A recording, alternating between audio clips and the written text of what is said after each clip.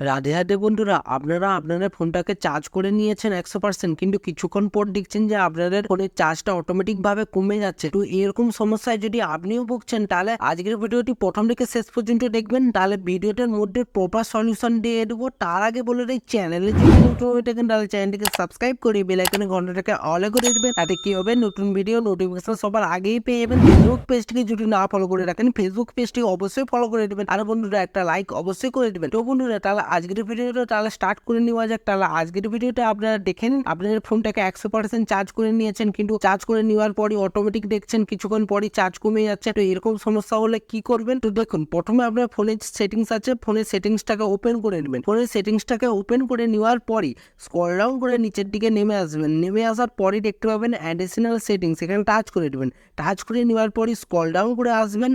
Scroll down করে আসলে দেখতে পাবেন ডেভেলপার অপশন। এবার আপনাদের ফোনে যদি ডেভেলপ অপশনটা যদি এনেবল না থাকে, কিভাবে এনেবল করবেন সেটা ভিডিও শেষের দিকে দেখাবো। তার আগে আমি এই প্রসেসটা বলে দিই কি করতে হবে। তো আপনারা ডেভেলপার অপশনে চলে আসার পরই আপনারা এবার স্ক্রল ডাউন করে নিচের দিকে নেমে আসবেন। স্ক্রল ডাউন করে নিচের দিকে নেমে আসার পরই এখানে দেখতে পাবেন একটা সেটিং।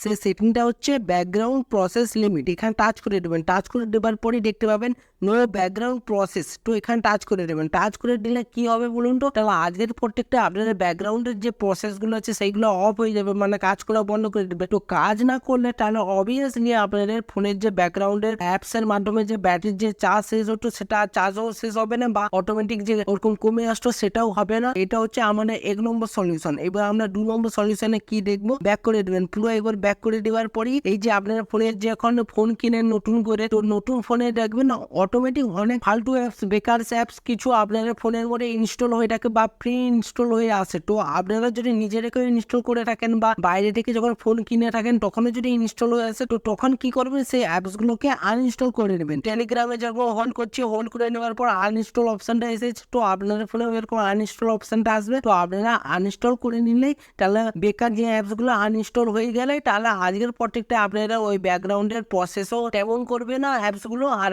আপনারা ফালতু অ্যাপসগুলো রান করবে না ব্যাকগ্রাউন্ডে। তো আনইনস্টল করে দিলে ওই সলিউশনটাও সমাধান হয়ে যাবে, যে আপনাদের ব্যাকগ্রাউন্ডের যে আপনার যে চার্জ করছেন 100% সেটা অটোমেটিক ভাবে কেটে যাচ্ছে। তো চার্জটাও আর কমবে না, যেরকমই চার্জ রাখছেন সেইভাবেই, মানে 100% 90% যে চার্জ করে রেখেছেন সেভাবেই থাকবে। তো এবার আমরা একটু জেনে নেবো যে কিভাবে ডেভেলপার অপশনটাকে এনেবল করে নিতে হয়। এনেবল করার জন্য আপনারা কি করে নেবেন? আপনার ফোনের যে সেটিংস আছে, ফোনের সেটিংসটা ওপেন করে নেবেন। ওপেন করে নেওয়ার পরই অ্যাবাউট ফোনে এখানে টাচ করে দেবেন। টাচ করে দেওয়ার পরই দেখতে পাবেন MIUI ভার্সন। এখানে 7 থেকে 8 বার টাচ করলে অটোমেটিক এটা এনেবল হয়ে যাবে। যেহেতু আমার ফোনে এনেবল আছে, তো এখানে দেওয়া আছে no need you are already a developer. তো এই জন্য আমার অপশনটা এনেবল আছে বলে এই লেখাটা শো করছে। তো বন্ধুরা, এটাই আজকের ভিডিও ছিল। তো ভিডিওটি যদি ভালো লেগে থাকে অবশ্যই লাইক করে দেবেন। চ্যানেলে যদি নতুন হয়ে থাকেন তাহলে চ্যানেলটিকে সাবস্ক্রাইব করে বেল আইকনে ঘন্টাটা অলে করে দেবেন। তাতে কি হবে, নতুন ভিডিও নোটিফিকেশন সবার আগেই পেয়ে যাবেন। ফেসবুক পেজটিকে যদি না ফলো করে রাখেন, ফেসবুক পেজটিকে অবশ্যই ফলো করে দেবেন। তো বন্ধুরা, ভালো থাকবেন, সুস্থ থাকবেন। দেখা হচ্ছে নতুন ভিডিওতে। রাধে রাধে।